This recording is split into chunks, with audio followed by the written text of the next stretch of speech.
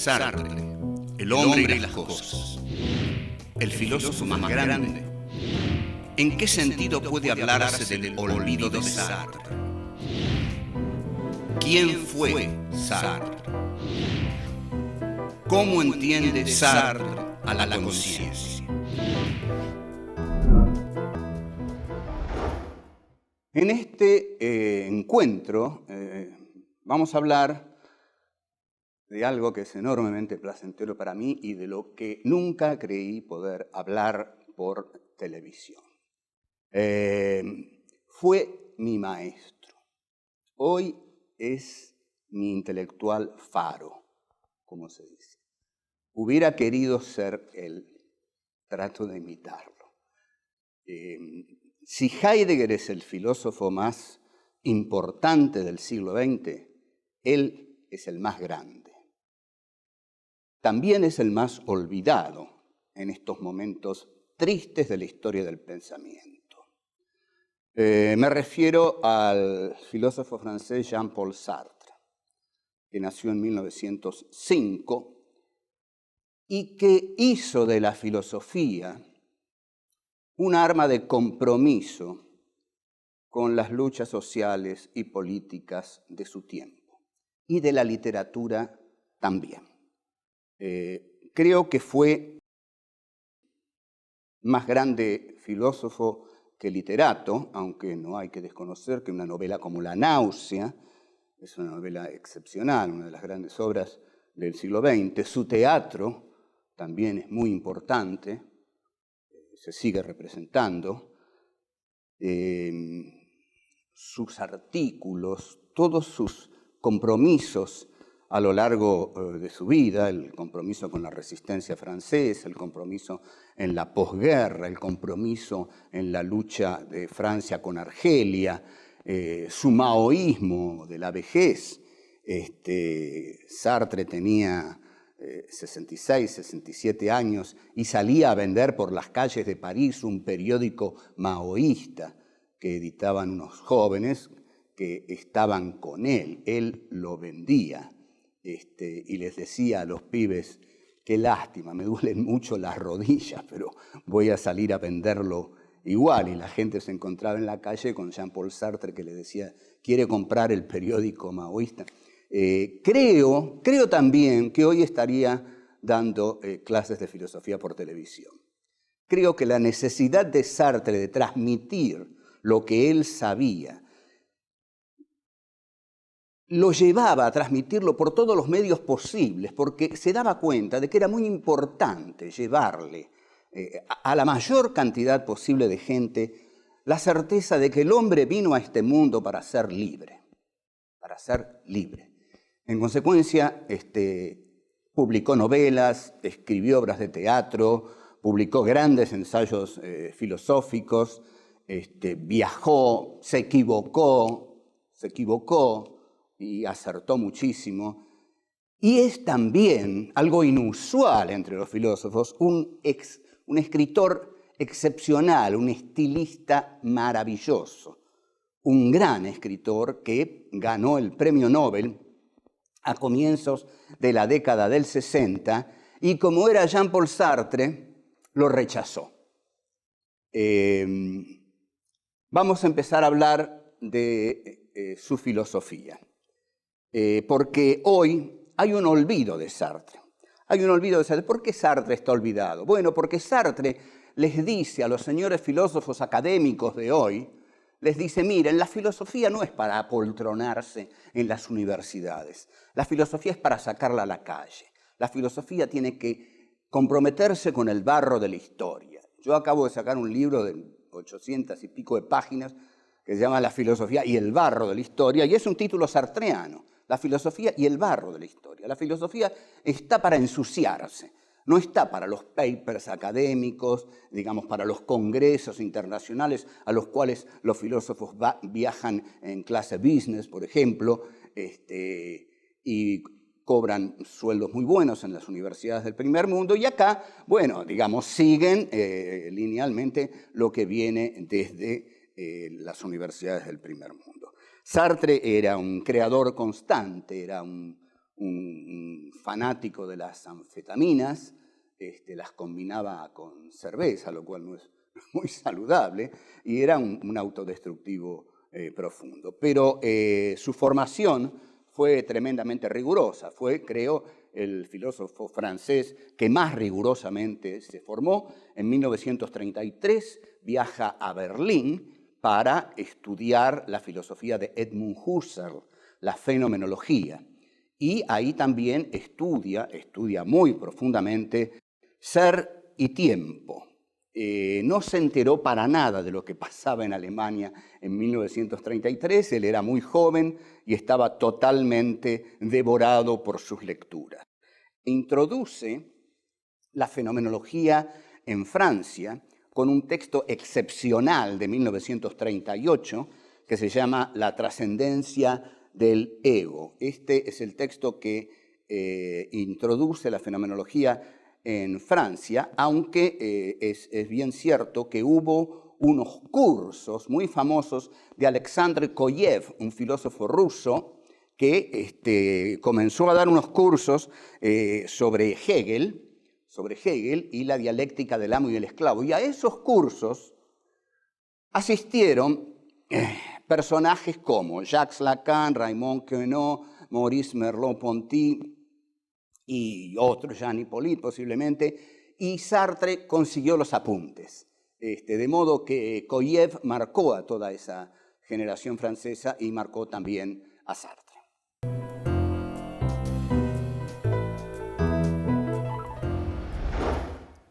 Podemos ver un poco el olvido de Sartre en un pequeño intrascendente episodio que me pasó y que voy a contar brevemente. Hace un par de años se publicaron en Alemania 2 novelas mías y salió una crítica, y la crítica, con un afán realmente de elogiar al autor de las novelas, que era yo, decía el Umberto Eco argentino.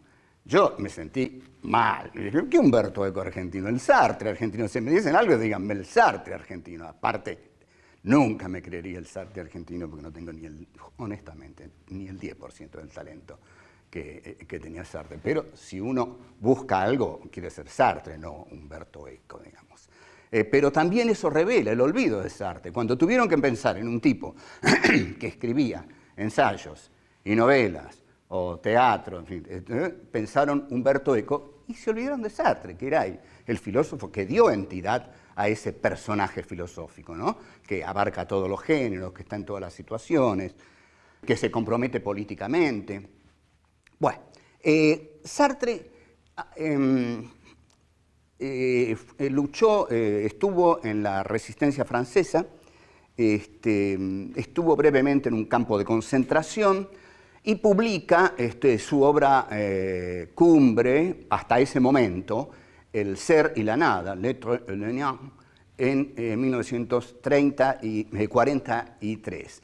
Esa obra llega a la Argentina, traducida medianamente por Miguel Ángel Virasoro, en 3 tomos, y acá la cosa explota. El existencialismo arrasa en Francia y en la Argentina, ¿no? Que es un país muy inquieto. En Francia fue el movimiento filosófico de moda de la posguerra y Sartre era su gran estrella. Como dice Gilles Deleuze en un artículo que se llama Fue mi maestro, muy lindo artículo de Deleuze en el que reconoce Fue mi maestro, y dice Sartre revolucionó todo. Salíamos de la guerra, todo era terrible, sombrío, y empezó a revolucionar todo, a agitar todas las aguas, sacó L'État moderne, los tiempos modernos, una revista mítica, excepcional, comenzó a polemizar con todos, escribió reflexiones sobre la cuestión judía, uno de cuyos párrafos dice, y escuchen bien el estilo de Sartre, si el judío no existiera, el antisemita lo inventaría. Bueno, este estilo contundente, compacto, que golpea, era el estilo de Jean-Paul Sartre. Bueno, están las caves existencialistas, los sótanos, la cantante Juliette Gréco, para la cual Sartre hasta escribe una canción, bueno, forma una pareja abierta con la escritora Simone de Beauvoir, la autora de El segundo sexo, y aquí en la Argentina lo reciben muy creativamente Oscar Mazota, la gente de la revista Contorno, por ejemplo, Sebrelli, Juan José Sebrelli, en ese momento muy joven y todavía sin haber adherido a López Murphy y a otros que adhirió después, porque bueno, no habían aparecido todavía, pero en ese momento era muy joven y estudió bastante bien a Sartre, tanto que uno no se explica habiendo estudiado también a Sartre como hizo otras cosas, pero no importa. Ahí estaba en un buen momento Sebrelli, que después escribiría su Buenos Aires, vida cotidiana y alienación, estaba Ramón Alcalde, estaba David Viñas. David Viñas yo también tendría que decir que David Viñas fue uno de mis maestros, porque David Viñas es un discípulo, es un sartreano argentino, ¿no? David Viñas escribe Literatura Argentina y Realidad Política, que es un fundamental ensayo argentino sobre literatura, y escribe, por ejemplo, Los dueños de la tierra, Dar la cara, que son dos excelentes novelas de David que a mí me gustan mucho. Bueno, Sartre, lo que decía Sartre era, digamos, tenido muy en cuenta. Por ejemplo, en La batalla de Argelia, la película de Guido Pontecorvo, se muestra al general Mathieu, que es el general Massou, en realidad, el represor de los insurgentes argelinos, que los periodistas se le acercan y este general dice a los periodistas, ¿y qué está pasando en París? Y le dicen, y Sartre sacó otro artículo contra usted. Y el tipo dice, me pregunto por qué los Sartre están siempre en la vereda de enfrente. Y un periodista le pregunta, ¿usted lo admira? No sé, pero me gustaría tenerlo conmigo. Y la frase es muy interesante, porque ser Sartre es estar siempre en la vereda de enfrente. Esta es una frase de Eduardo Gruner, que también es un sartreano, que es un tipo bárbaro, que piensa bien, que escribe bien. Es un apasionado sartreano, Gruner. Y Gruner dice, ser Sartre es estar siempre en la vereda de enfrente. Eso es ser Sartre. Es decir, ser Sartre es un tipo que está siempre contra el poder, que no por un capricho, sino porque considera que la filosofía debe ser el ejercicio de la libertad. La filosofía de Sartre es la filosofía de la libertad del sujeto. El sujeto es libre y el sujeto, al ser libre, siempre puede cambiar la historia. Por eso uno ama a Sartre, porque Sartre dice esto: el hombre vive alienado, pero antes de alienarse fue libre. Es posible la alienación porque antes existió la libertad. Lo que hay que hacer es, después de El ser y la nada, Sartre publica otras obras a las que llama situaciones. En esos libros recopila los trabajos que publica en Los tiempos modernos y en otros medios. Pero la obra que le sigue a El ser y la nada es una obra cuya historia merece contarse y define al personaje que era Sartre, que era esencialmente feo, que era petizo, que tenía un ojo desviado, que era pelado casi, no tenía mayores encantos personales. Era, sin embargo, un gran mujeriego, que, digamos, esto no tiene mayor importancia, pero bueno, es parte de lo que él era y de su relación con Simone de Beauvoir. Era una relación abierta durante muchos años. La relación de Sartre con Simone de Beauvoir fue un ejemplo de relación, ¿no? La relación de dos personas intelectualmente brillantes que se respetaban y posiblemente se amaran, pero que se daban libertad la una a la otra. Entonces Sartre le decía, Simón, esta noche voy a salir con una alumna, y Simón le decía, salí, yo voy a salir con un alumno. Bueno, esto en la década del 50 era realmente década del 50, si hay década de moralina acentuada, es la década del 50. Bueno, pero Sartre y Simone eran así una pareja emblemática de la libertad de la pareja. Luego del Ser y la Nada y de distintos trabajos que va publicando, algunos fundamentales como Materialismo y Revolución, lo que publica Sartre es el prólogo a las obras completas del poeta homosexual Jean Genet. Ahora bien, lo que tiene de curioso este prólogo es que las obras de Jean Genet están recopiladas en 2 tomos. Digamos que entre esos 2 tomos tienen unas 400 páginas. El prólogo de Sartre tiene 800 más o menos. O sea, el prólogo de Sartre, el prólogo a la obra completa de Jean Genet, es más largo que toda la obra completa de Jean Genet. Este era Sartre, y el Saint Genet, comediante y mártir, es un monumento de la cultura del siglo XX. Hay otra anécdota con el director norteamericano John Huston, que va a Francia a filmar la película Freud, que va a protagonizar Montgomery Clift, y bueno, ¿a quién va a llamar? Llama a Jean-Paul Sartre. Sartre lo va a ver, y John Huston le dice: Monsieur, necesito un guión cinematográfico. Sartre había escrito algunos guiones cinematográficos, algunos se habían filmado. Entonces Sartre le dice: muy bien, dentro de 3 días yo le voy a traer el guión cinematográfico que usted me pide.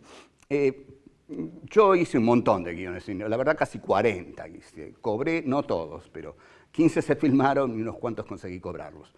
Un guión cinematográfico, 120, 130 páginas, digamos. Sartre le lleva a John Huston un guión de 700 páginas para hacer la película sobre Freud.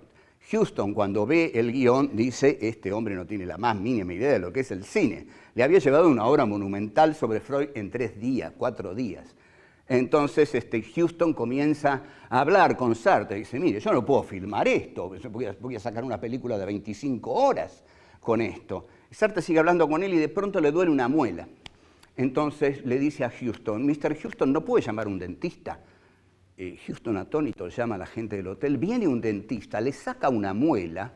Mientras él sigue hablando con Huston, el dentista se va y él sigue hablando con Huston y se va a su casa. Entonces Huston dice: por supuesto, que era una muela para Sartre. Para Sartre todo era pensar. Una muela no era nada, que viniera un dentista y se la sacara. Bueno, luego del Saint Genet, que es esta obra gigantesca, genial, que trata el tema de la bastardía, que yo usé muchísimo para el guión de Eva Perón, porque Eva Perón es una bastarda, y en el guión de Eva Perón dice todo el tiempo: quiero completarme a mí misma, quiero darme el ser, no quiero ser más una bastarda. Bueno, ese es el análisis que hace Sartre en el Saint Genet. El concepto de bastardía es fundamental en Sartre porque el ser nunca llega a completarse en el existente. Entonces, todos somos bastardos. Hacia mediados, fines 57, 58 de la década del 50, publica la Crítica de la Razón Dialéctica, Critique de la Razón Dialéctique, que es para mí su obra más excepcional, y luego sufre una tremenda agresión por parte de todo el movimiento estructuralista, postestructuralista. Escribe el prólogo al libro de Fanon, que tuvo enorme importancia aquí en la Argentina para los sectores de la lucha armada, es muy importante, y finalmente escribe su último libro, un inmenso trabajo sobre Gustave Flaubert, que se llama El idiota de la familia, que llega casi a las 2000 páginas y no llega ni a Madame Bovary, la obra cumbre de Flaubert. Sartre escribe 2000 páginas sobre Flaubert y la interrumpe porque no da más y no llegó a Madame Bovary. Bueno, así era Sartre, un desbordado genial.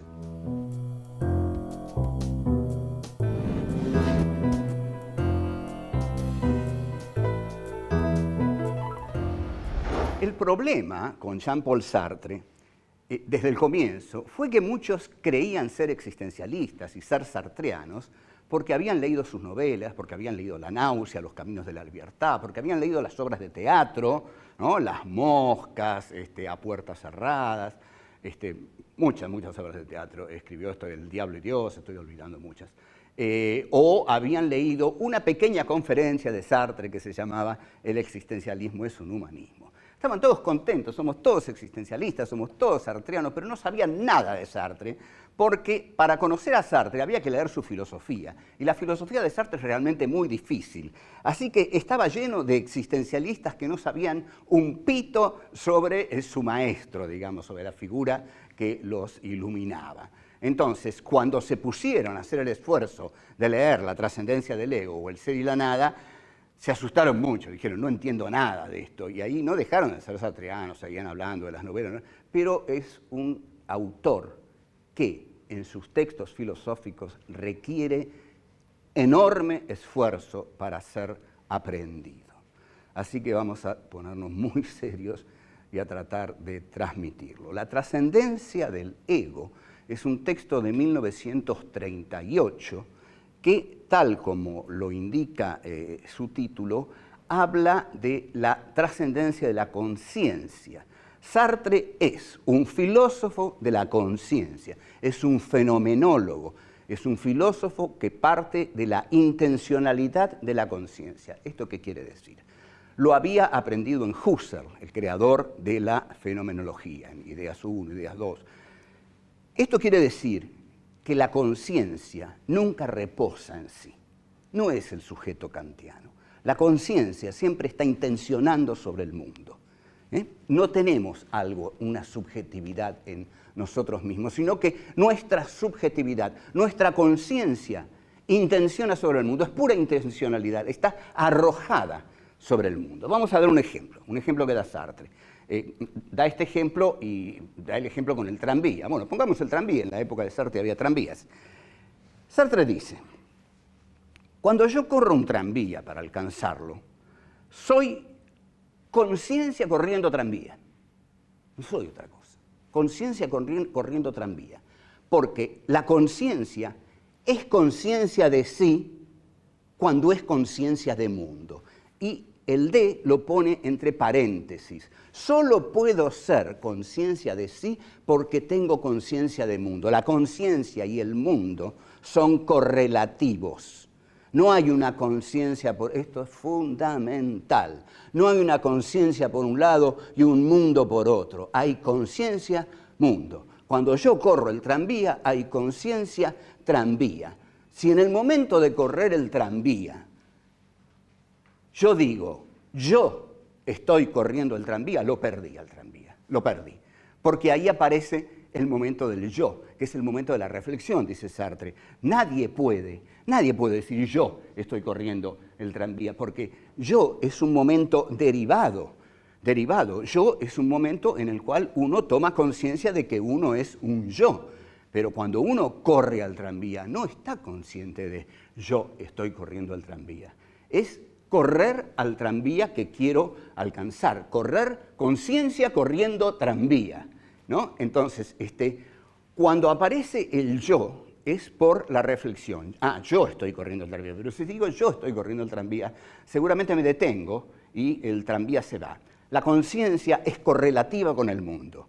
Hay conciencia de sí porque hay conciencia de mundo. Esto quiere decir que la conciencia está en riesgo en el mundo. La conciencia está en riesgo en el mundo. Gran frase de Sartre. La conciencia no es un lugar tranquilito como eran las filosofías idealistas.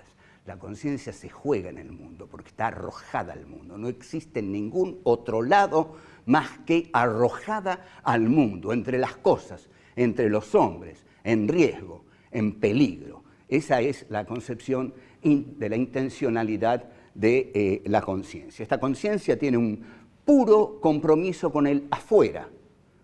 No hay un adentro. Sartre a las filosofías del adentro las llama las filosofías digestivas.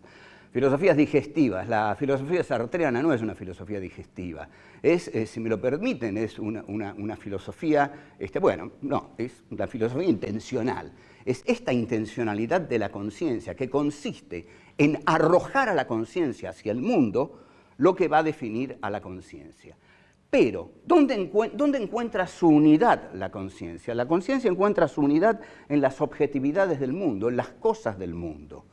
Entonces, no estoy yo por un lado, ¿no? El sujeto del idealismo filosófico que va a constituir al objeto para ese sujeto. En Kant, ustedes recuerdan que Kant decía solo hay objetos para un sujeto, y el sujeto nociológico kantiano era el sujeto que reinaba sobre la realidad, que constituía la realidad. Bueno, la conciencia sartreana, nada de eso, está arrojada al mundo, no constituye ese mundo, está ahí arrojada, pero arrojada también hacia sus proyectos, porque el hombre es proyecto en Sartre, es puro proyecto. Y al estar arrojado al mundo, está arrojado al mundo porque es un ser proyectante. Entonces, esa conciencia que está en el mundo está en peligro entre las cosas y entre los hombres. En los próximos encuentros vamos a seguir con Sartre,